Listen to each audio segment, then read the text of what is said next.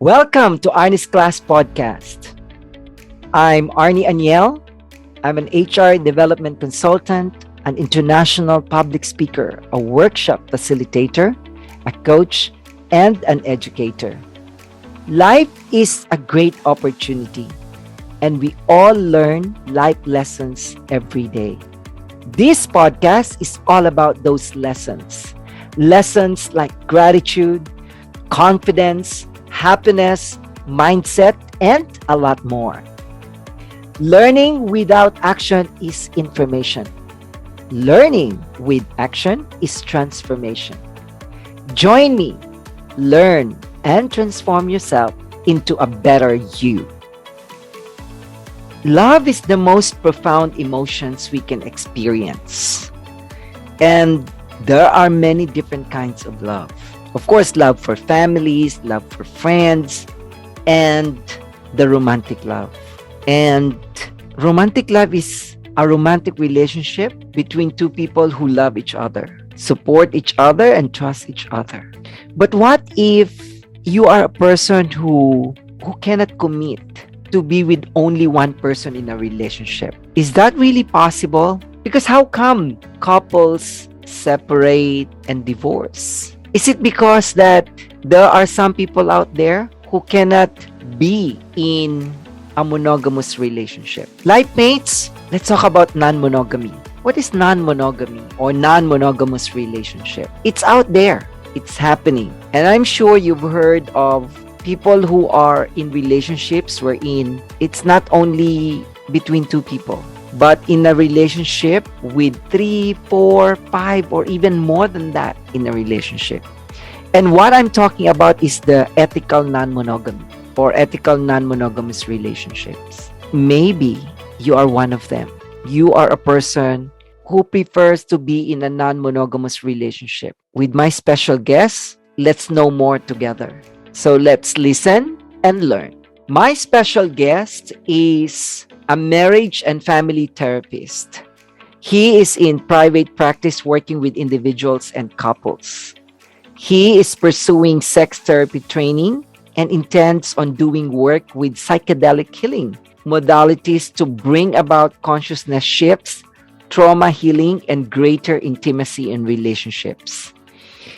He is also passionate about supporting veterans in their reintegration and adaptation, as well as being a light for reducing violence and inspiring social and cultural adaptation for the planet and for all beings. Ladies and gentlemen, please welcome Mark Cunningham. Welcome, Mark, to Arnie's class, and I'm very excited for this episode. How are you, Mark?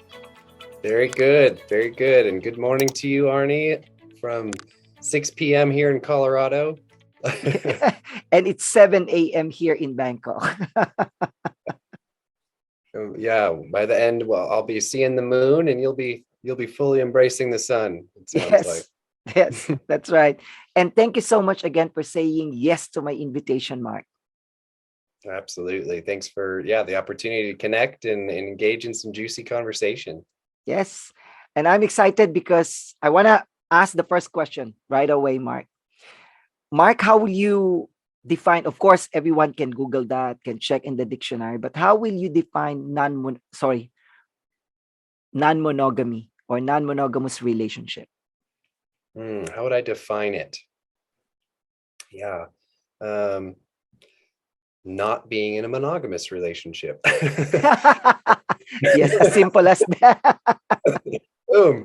Simplest definition you'll find out there. But that might not be capturing, because that wouldn't capture, some other relationship lifestyles. So ethical non-monogamy, consensual non-monogamy is, can range in terms of relationship constellations, we say, or in terms of how people navigate that. Some people navigate that with where there's like a hierarchy. Maybe there's the primary partner that they might call a nesting partner.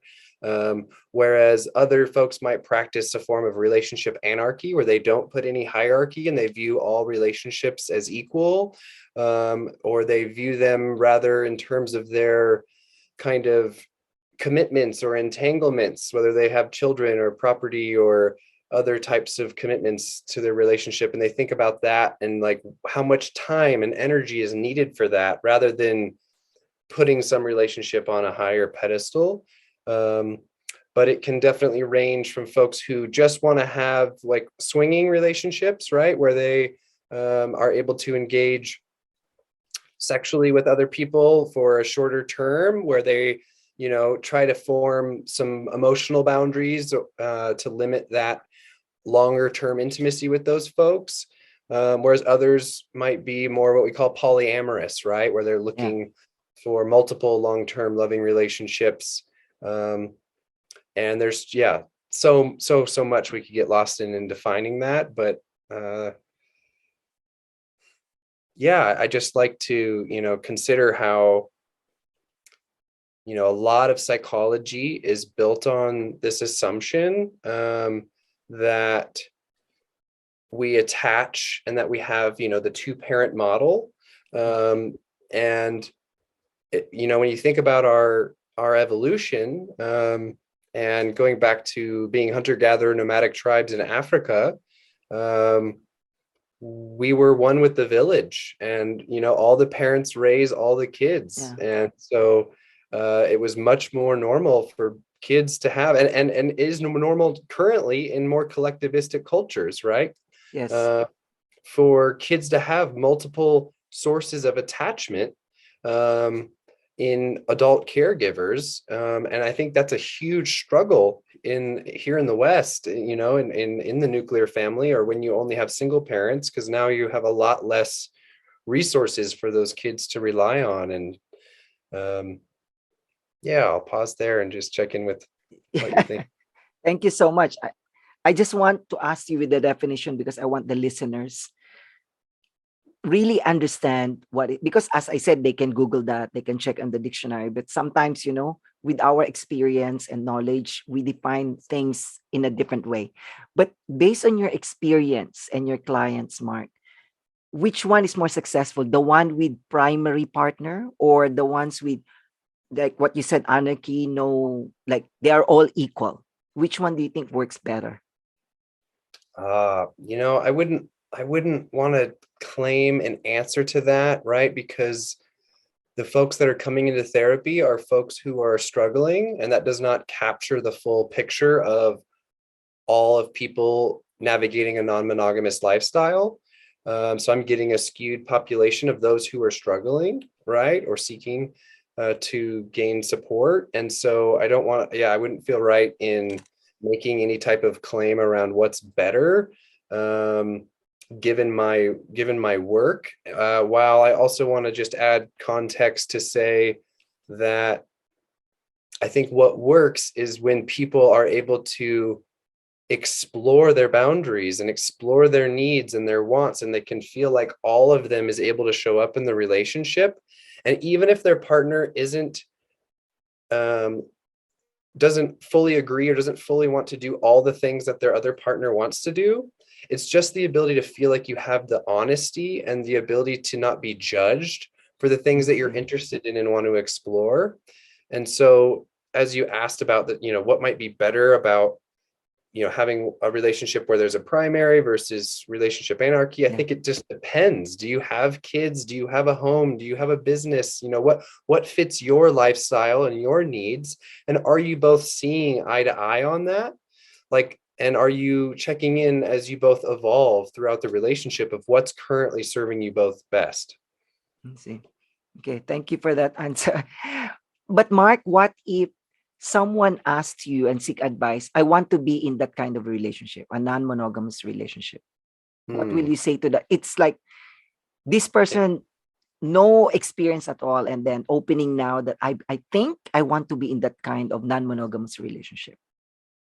Am I working with a hypothetical individual here, Arnie, or? Do you have experience of talking to someone who open up like that they want to be, or if not, then hypothetically, what if someone asked you? Yeah, yeah. And so I guess we're imagining that I'm working one-on-one with a person and not with a couple.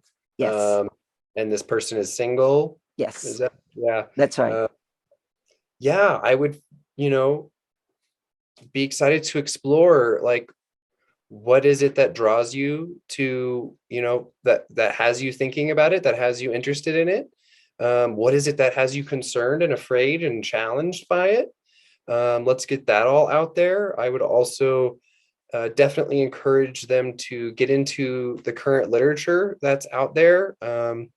Some great books that are really popular for this subject are The Ethical Slut, Polysecure, More Than Two, and various other podcasts that they could start to just get their brain chewing in between sessions. And yeah, I would go from there in terms of really identifying what it is that aligns with their values, so that way they can communicate and be more prepared when they meet and when they go to date, or when they go to find someone to be in that relationship with, so that way they're more solid in their foundation of what it is that they're wanting, while also, what it is that they're not sure about, and that's okay. Yeah, I see. But how often do you meet people who are in this relationship? How often do I meet people that are already living this Yes, lifestyle? that's right. Yeah. More and more every day. Oh wow. Oh wow. No, because in Asian context, as I've mentioned before our recording, it's happening now. I think more people are actually into that kind of relationship wherein they are in a relationship more than one person. But of course, the acceptance is different. But what's the acceptance in the US? Yeah. Uh, I recently read this article. It was actually, I don't know if you're familiar with the Vogue magazine, Oh but yes, they yes. just, you see that article No, on, not yet, not yet. But I'm okay. that magazine. It's also Okay. available in Asia.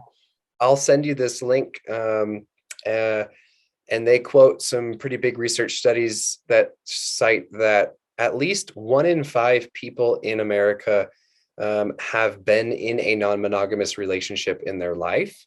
Oh So you wow. could walk into a grocery store and see 5 people, and at least one of those people would have at least had that experience. So it's I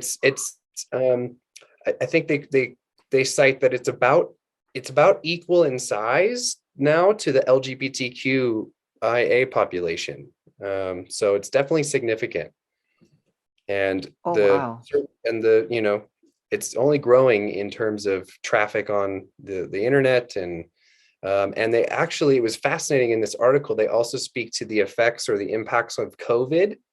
Everyone getting locked down with their partner, and how, even though you'd think that might, because of COVID and getting concerns around catching COVID, how that might Yeah. really increase isolation, it also really forced people to sit with themselves and their life and their partners, and really asking themselves, like, okay, how have I been living my life, and how do I want to go on living my life, and what do I want to do differently? And they're seeing that COVID really led to um, a lot more people, for example, jumping onto this dating app called Field, FEELD, which is a non-monogamous open lifestyle dating app. And they saw a huge shift post-COVID, like huge gains. I'll send you the article for the exact numbers, but Wow. Thanks, Mark. Wow. But when was the first time you were exposed to this, Mark? And what was yeah, your reaction? yeah. So you're taking me back to, so I was in Las Vegas for 14 years, and I attended university there at UNLV, and for anthropology. And I was in my evolution of human sexual behavior class, when I had, Interesting.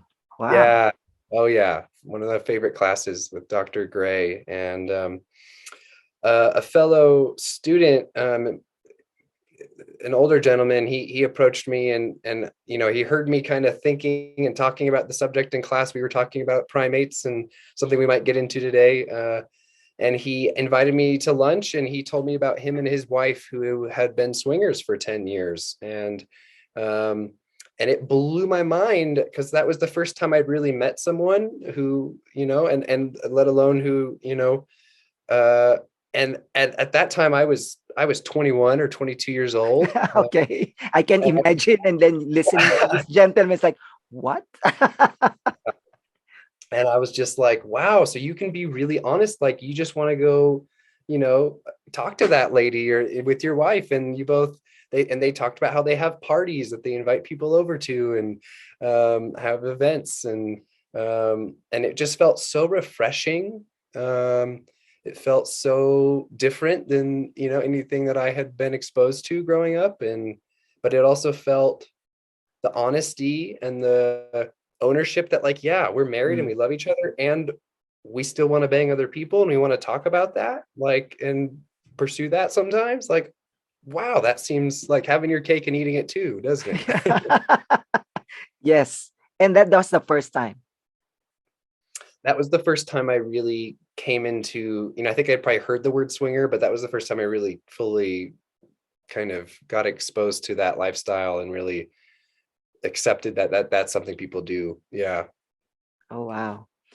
In you, with your experience and knowledge about this, Mark, why do you think it it has evolved from monogamous to non-monogamous? Or if you can share something that you know, that how did it develop? Like from only two and then become like this now polyamorous relationships. Mm. Well, now you're talking about the, like, the evolution of marriage and of the Yeah, maybe time. if you can just share It's a, something.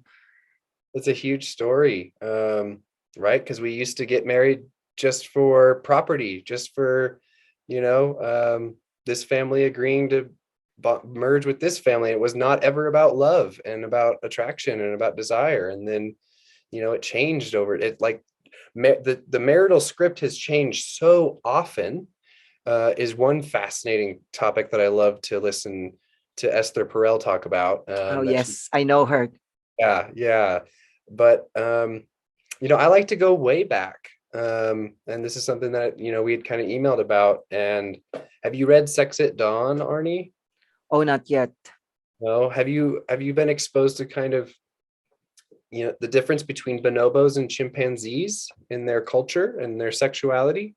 Not yet. I've been reading a lot of sex books, but not this. Okay, well, can I nerd out about that with you? Yeah.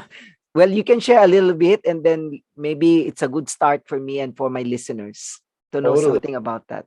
So yeah, I like to really think about, you know, this is a part of being an anthropology undergrad. I'd like to think about, where did this brain and body evolve, and what was the environment like, and how is that different from today's modern environment, and how does that mismatch shape things like mental health and how we navigate our relationships, and so much.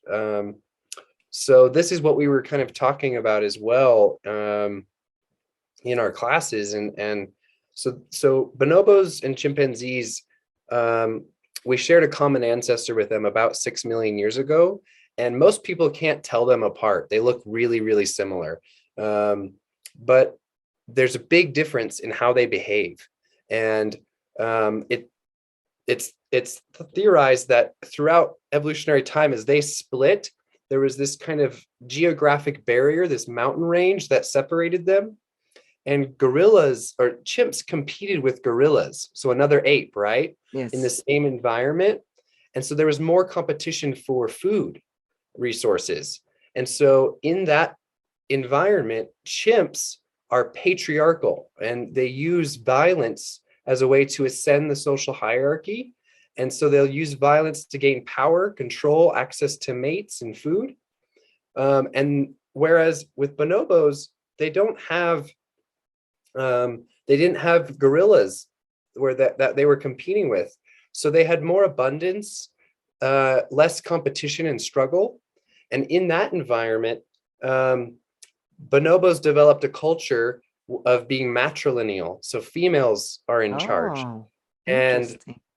the females use sexuality not just for reproduction, but as a bonding mechanism, and also as a way to check or reduce when males might express violence. And so we see in bonobos, they'll have genital rubbing between males and females. They'll have oral sex. They'll have face to face or ventral sex. So they're having the eye gaze. So there's a lot more bonding. whereas chimps only have, dorsal ventral or doggy Yeah. style reproductive sex, right? And so it's fascinating to think about. I like to always consider, so we had a common ancestor with both of these. And when you look at how much we're changing in terms of the rise in feminism um, across the world, and how that is connected to changes and trends in regards to sexuality and accepting of various differing lifestyles. Um, it makes me always curious about what the future might look like, and how that relates to things like resources and a global connected planet, and so many other factors. But I'll pause Wow. there. Yeah, no, thank you for sharing that history because I myself is a learner. Every time I do my podcast, I'm also learning from my guests. I'm learning a lot. And thank you so much for sharing that history. And you mentioned about the future. Actually, that's my follow-up question, Mark. So what do you think the future will be? Mm. A lot more freedom to design and choose how you want to build your relationship and loving lifestyle and expressing your sexuality. While I can't promise that or guarantee that for all cultures, and that's what I feel, and that's what I predict. I see. But Mark, in your experience, are there more heterosexuals into polyamorous relationship or homosexuals? That's a good question. Um, it's definitely really popular in the homosexual community. Um, I think it's easier because they're already, when you're right. I think it's Dan Savage that says, like, when you've already had to tell your parents that, when you're a male and you've put cock in your mouth, like, there's a degree of ability to have conversations about sex and be more open-minded that a lot of heterosexual individuals are still really learning Yeah. from the gay community, how to have those conversations and how to explore things that are not just the normal vanilla heterosexual cisgender experience. Um, so I, yeah, I don't want to give a statistical answer, but I think currently there's more acceptance in the gay community, but certainly plenty and plenty of heterosexual individuals that are, and people ranging all across the Kinsey scale that Yes. are exploring this lifestyle. Yeah. Again, in your experience, I know you've been in therapy for many, many years. What's the Uh, common? only 6 years. Okay, that's a lot already. Mark, 6 years is already, I think, more than enough to meet different kinds of people with different kinds of sexuality and relationships. Mark, with those 6 years, what do you think will be, or what do you think is the most common struggles in terms of sexuality, or if you can relate that to polyamorous relationship? Hmm. Shame. Oh, can you elaborate more on that? Because, like, if I can add that, I'm sure religion will be a part of this, especially in Asia, where in a lot of countries and people who have very, very strong religious beliefs. Okay, Mark, Yeah, shame. exactly. Shame being driven by rigid black and white thinking, right and wrong thinking, that does not allow for flexibility and abstract and gray, right? And when we have these strong, rigid beliefs that come from a place of right fear and wanting to create safety, um, it also creates an othering and a right and a wrong, and that then creates shame and guilt or non-acceptance within an individual, which then shows up in a relationship, which then creates more turbulence and Mm, miscommunication and feeling like you can't show up with all of yourself. And that holds us back in feeling like we can be all of us in any other domain in life, right? When we don't feel like when we feel like parts of us have to be locked in a cage. Yeah. Yeah. There's no authenticity. You cannot be authentic because there's a fear, or just like what you said, the word shame, that you cannot really express fully your sexuality.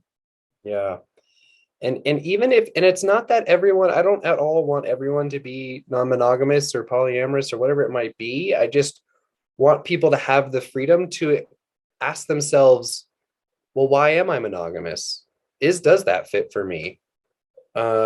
Or maybe, do I want to be monogamish? Do I want to be able to explore in my head with my partner, them with another person, or me with another person, or both of us with other people? Do I want to just keep that in fantasy land, but at least connect with my partner about it while we're being intimate? Awesome. That feels great for us. Or do we want to actually take another step and find people that we want to play with, like at least being able to give yourself the mental freedom to ask yourself why, right? Or what fits you best. What's the common reason, Mark? Why do people actually decide to be in a non-monogamous relationship? Oh, so many reasons. So many reasons. Yeah. Can you share like at least the most common one?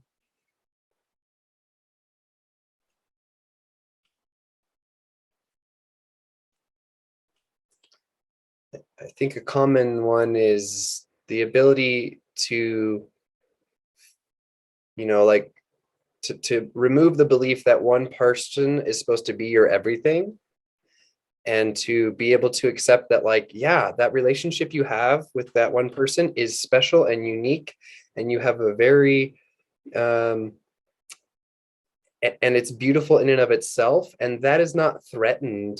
Like that's not reduced just because you can have another relationship with someone else who maybe you're able to explore your artistic side with, that your other partner maybe isn't that into, right? But you're really into mountain biking together, right? Yeah, And that's how right. beautiful that is to be able to have the freedom and autonomy to tap into those connections and have that, what we call self-expansion, um, to feel more alive and feel more growth in your journey in this, one life that we know we have.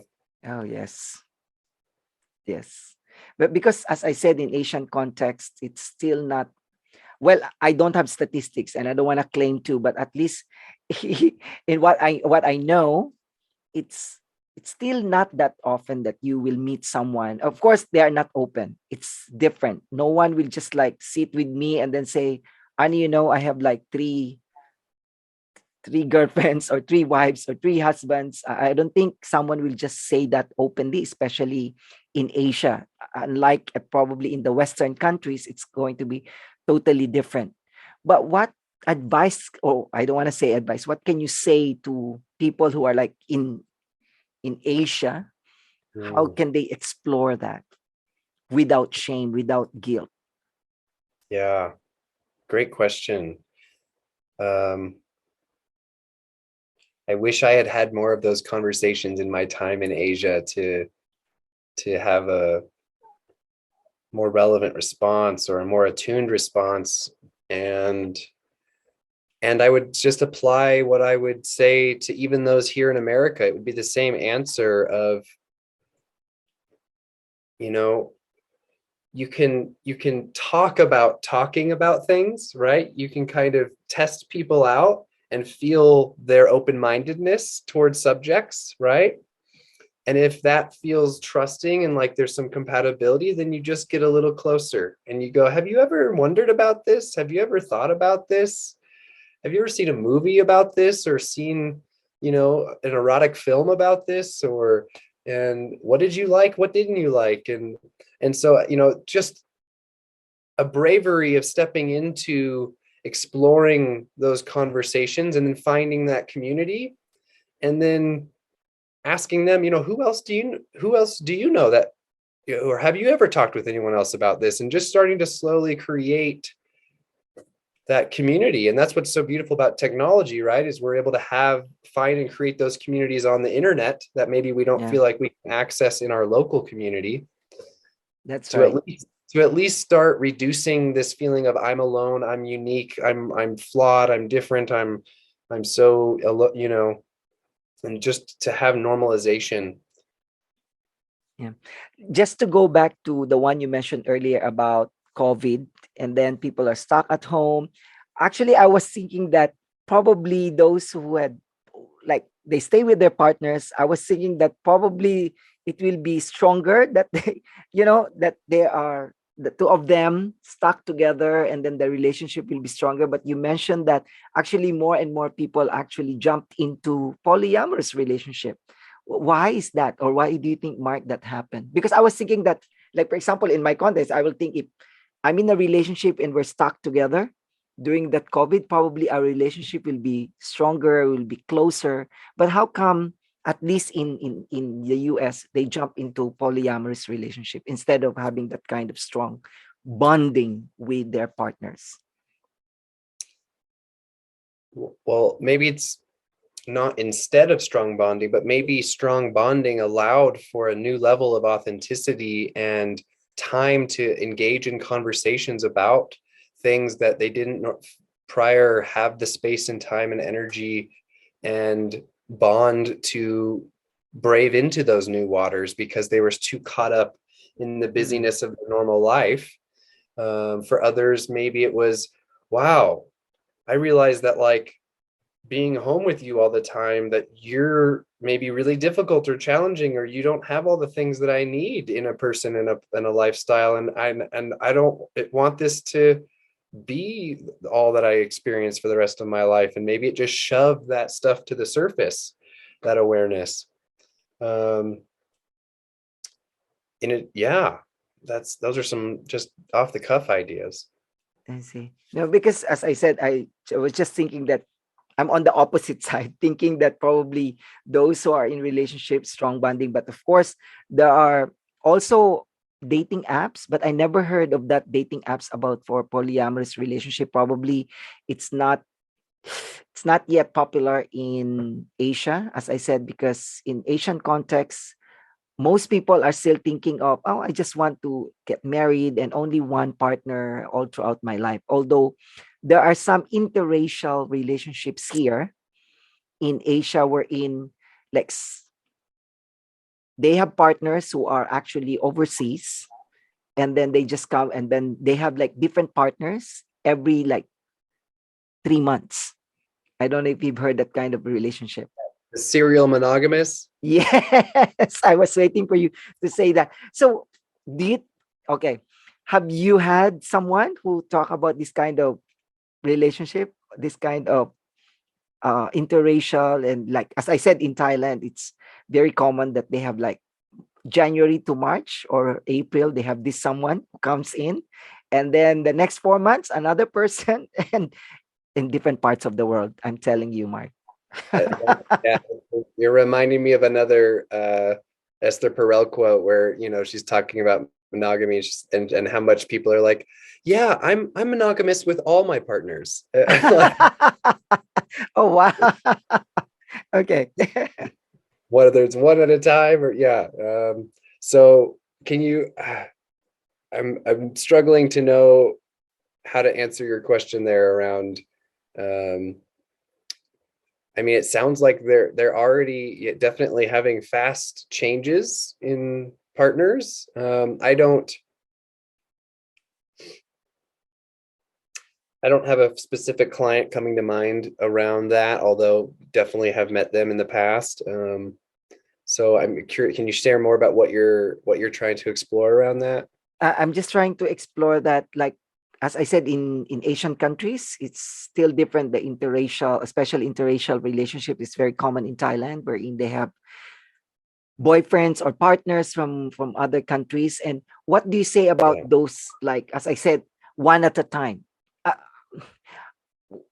I'm It- actually thinking whether I will say one at a time, because they are all in a relationship, but, Mark, some of them, they are not aware that their partners are actually with other partners.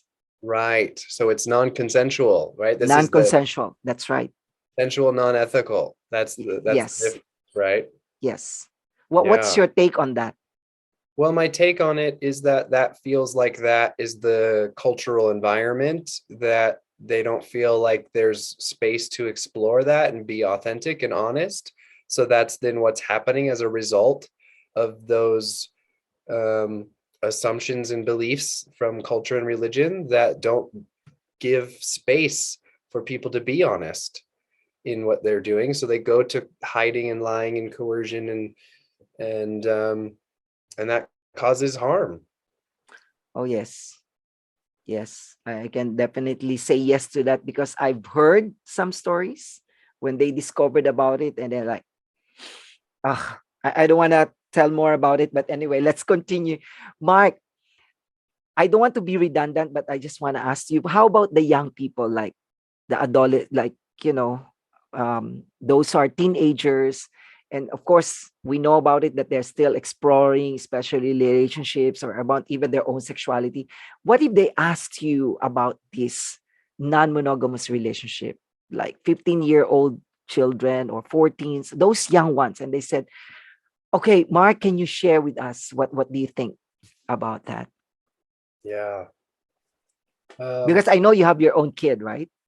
I do. I have, yeah, I have three children. I have my two stepsons, 12 and 9, and then my 2-year-old daughter. Yes. Um, and so I do see a few, I have a handful of adolescents that I work with in therapy, although we're not working with sexuality at this time. Um, and so I haven't done a lot of work with adolescents around sexuality, but that's something I hope to do more of. While I just continue to hear how different this current generation is in Tell terms me of about it.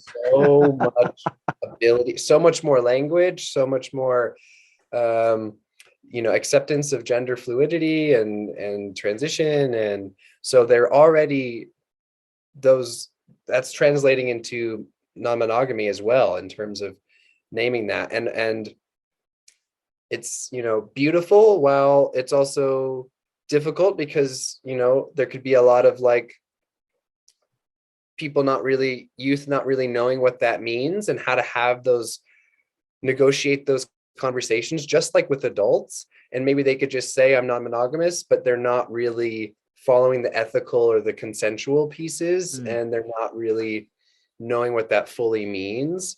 While yeah, this is a part of change is the only constant, and here it is, and it's up to them to take it as they will. While we have a lot to do in our country to improve this education around sexual health. And as I'm sure you're familiar, we really suck ass at it in in the States. uh and so I hope that that catches up. Given the cultural change of the youth, I hope that the education catches up in the schools to meet them where they're at. If the US sucks about it, can you imagine in Asia? How about the sex education that they give in school? Actually, I really hope that there will be more. And I hope that people stop talking about sex is taboo. That's something that I really want people to stop saying. Because I think if people are more knowledgeable and informed, they can be more authentic and intentional in terms of sexuality. How much do you hear in your communities people talking about non-monogamy? Does it ever happen? Does it? Zero. Zero. Yeah. Yes. Can you imagine? Mark, you just say the word sex, full stop. That's the end of the conversation. No one Yeah. is even comfortable or confident to discuss it. People will always say, oh, it's taboo. Oh, we don't talk about it. Or people will just like smile and give you that kind of look that we don't talk about it. So it's totally different. It's even more difficult, Mark. Yeah. You know what's fascinating? I'm jumping back to, we talked about the bonobos and chimps and our evolution. And like, I don't really claim to know. I was not, I was not there 200,000 years ago to really know how we were relating and loving. But we do know that we were living in tribes. Um, and then somewhere along the line, we stopped being nomadic hunter gatherers, and we started being more sedentary and we started planting seeds, right, and doing agriculture. Yes. And there's another big shift, right, in environment and behavior, because that's the same time that we then started, right, this concept of I own this food, I own this land, and then for the men, I own this woman, I own Yeah. this my family, right? And that's thought to be when monogamy really like became really dominant and controlled and the norm, because it became, how do I protect my resources and Yeah. my property, whether it's my animals or my woman, right? um yeah, and so just yeah, checking back into your question about the change of when monogamy really came online. And yeah, and in the States, and I think in the world, we're seeing more and more women who have that autonomy and don't have to have a man, don't have Yes. to rely on the man's resources. And so with that allows for more autonomy and independence in sexuality and relationships, and defining that, right? That's right. Yes. And I think more and more women are actually expressing themselves nowadays, in terms not just only in sexuality, but in all areas of life, like more female leaders. There are actually, they are successful, and a lot of single women there who are brave enough to really take their role in the community. And I think it's good. It's a good balance. It's a good balance, because when you say that more and more women are actually taking on their sexuality and they don't need a man, because especially in Asian context, they said we have this pattern. I'm not sure in the US, Mark. Like, okay, you grow up and then you get a boy, you have a boyfriend, you get married, you have children, you stay at home if you're a woman. So those standards, those things that they put you in a box. If you're a man, it's here. If you're a woman, it's like this. And they more accepting if it's the men are into different relationships. Oh, you know, it's normal for men, but women, oh, they will curse you to death if you have more than one husband or one boyfriend, or you're more than one relationship. So it's Yeah. really different. It's really different. Yeah, and when we have more education and we give women more permission to not feel like they have to fit into a box and put their sexuality into a box, um, women women can have multiple orgasms, one after the next, whereas men, right, orgasm plateau and you're And out. that's it. Yeah. Yeah. Yeah. Yes. And and so we there's been this really old bullshit stories that women are not as sexual as men, but what if that is cultural suppression of female sexuality I totally agree. versus what is their actual biology?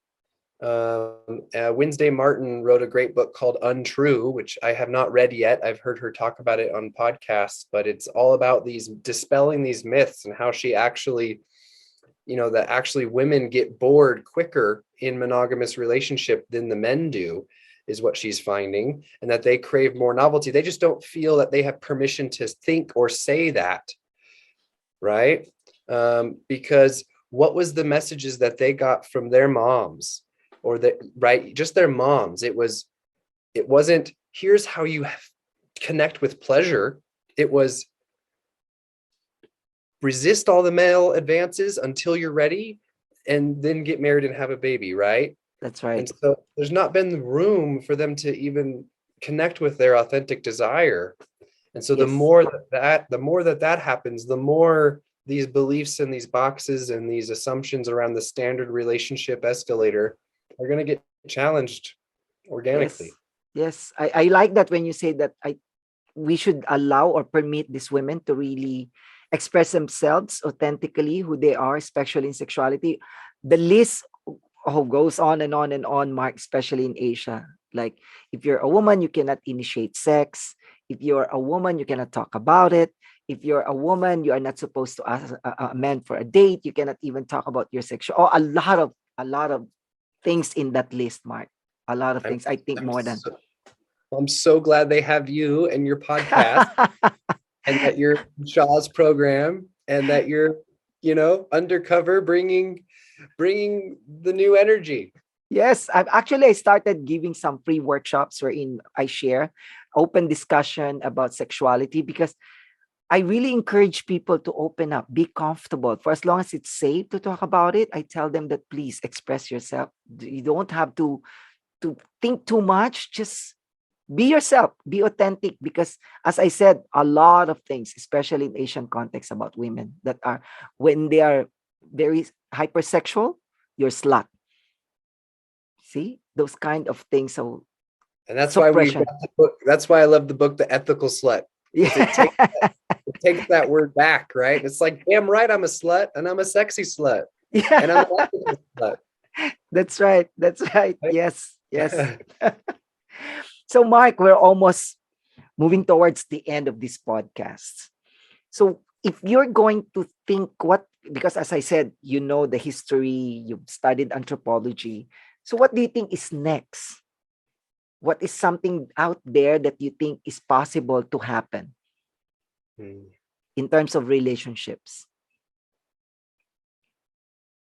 Something I've got my eye on that I really want to learn more about.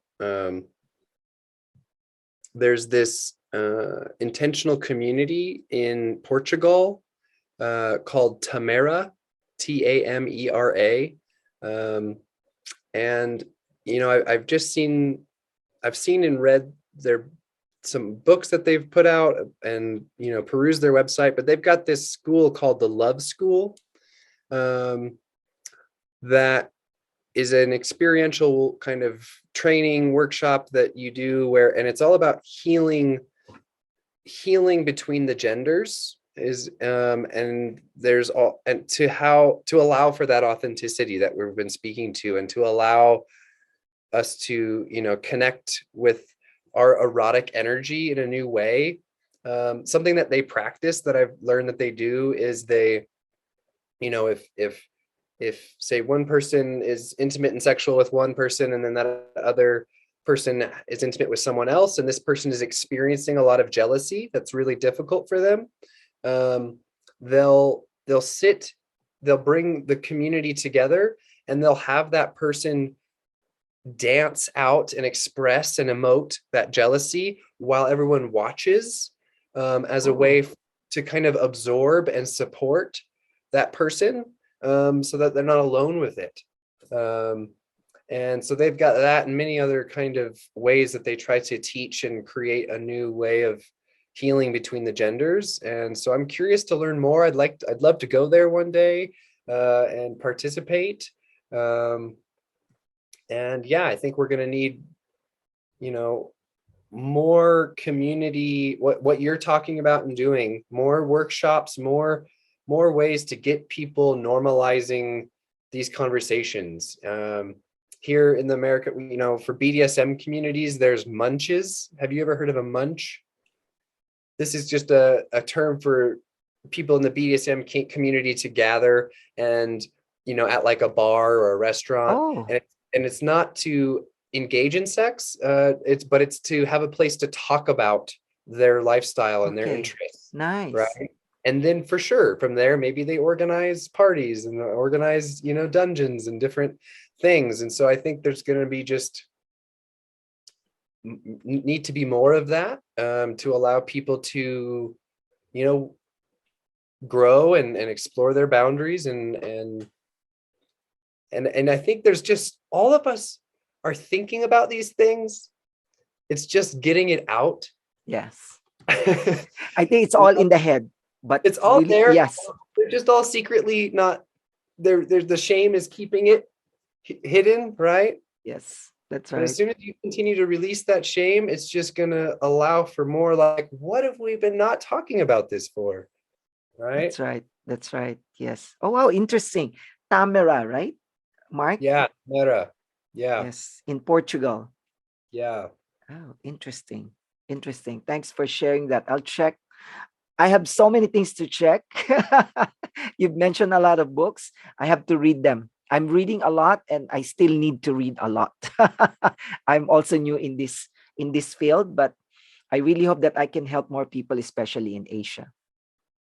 Awesome. Well, I love what you're doing to bring, yeah, such a conversation that's not happening, to invite me to allow that to happen for your audience. That I feel such a deep honor knowing, having more of an understanding of how suppressed and that conversation is. So, Yes. Yeah. yeah. Mark, I have standard questions for my guests. Great.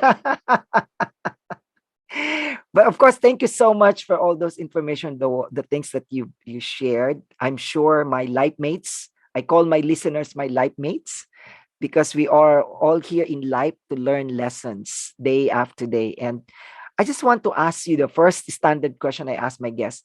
What's the greatest lesson you've learned in life, whether it's about sexuality or about life in general? What can you share? Of course, we've learned a lot, but if there's something that you want to share this time, what is the greatest lesson you've learned? So you may not know this about me, but I served in the Army for 7 years, and deployed to Afghanistan. And so I've made a huge transition with becoming a therapist. Um, and yeah, I really struggled for a long time, with feeling what we call moral injury or soul wound, in terms of feeling a conflict with my values, after returning home from that war. Um, and it's something that I stuffed deep down for many years and didn't really address, and something that gave me later on, when I became a therapist, a lot of imposter syndrome. Oh, Yeah. um, do you know that term? yes, Uh, yes. A lot of actually, because I do coaching, especially for public speaking, and a lot of people they experience imposter syndrome, which really hurt them, and you know, it it affects a lot of people, especially in their in not just personal but professional life. yeah. Yeah, yeah. um, yeah, and I was a very, very proud soldier at one time, and then after coming home, I felt a totally different perspective about being engaged, involved in that war, and being involved, and what that meant about my country. And so it really took a hard blow to my self-esteem, and my trust in myself. um, and so I've had to learn the beautiful lesson of, you know we come into the world, and at a certain location, at a certain time, and a certain family, and a certain society and culture, and we don't choose that necessarily. But we have to, accept the karma, or the conditioning, that we grew up in, and we're responsible for how we navigate that.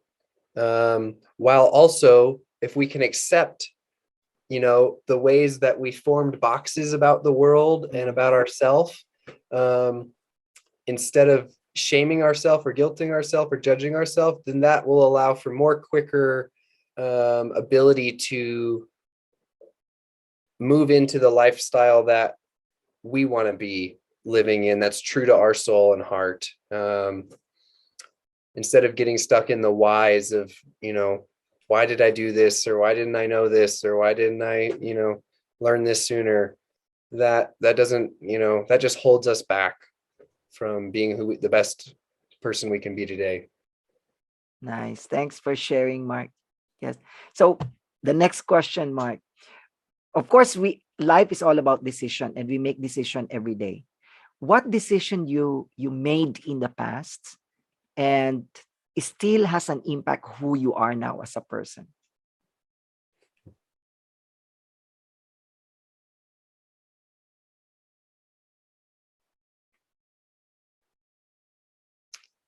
So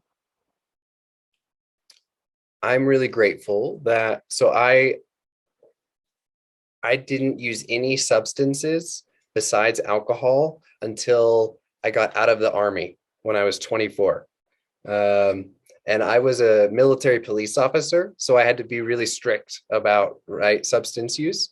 Um, but after I got out of the army, and was the same year that I also finished my bachelor's at UNLV.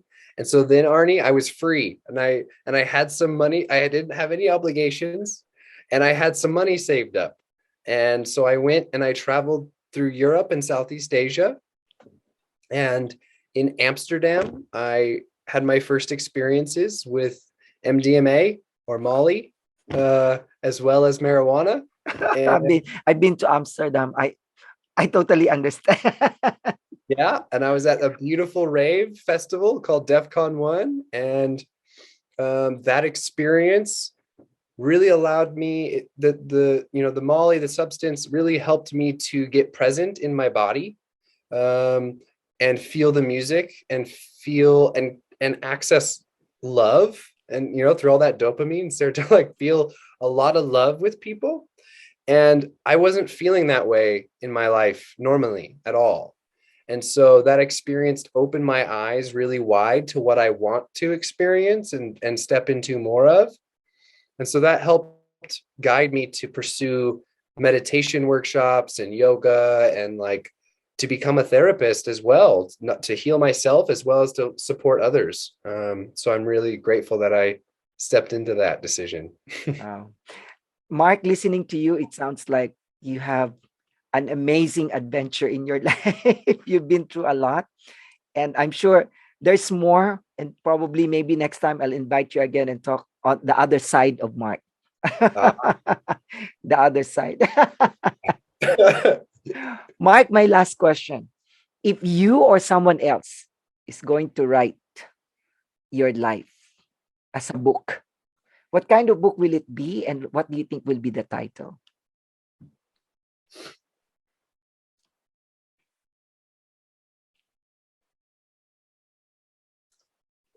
yeah, this one's still the hardest one. Because yeah, I do hope to write that book one day. Ah, Um, and I think it will have a lot of the nuggets of conversation that we talked about today will be a part of it. Um,